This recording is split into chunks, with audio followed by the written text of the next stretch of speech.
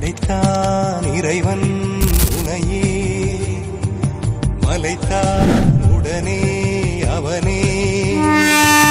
அழகை படைக்கும் திறமை முழுக்கத்துடன் சார்ந்தது என் விழி சேர்ந்தது. விடிய விடிய மடியில் கிடக்கும் பொன்விடை உன்மேனி மீட்டட்டும் என் மேனி. இறைவினில் வந்து கலந்திடு, வீரல் பட மெல்ல காணிந்திடு.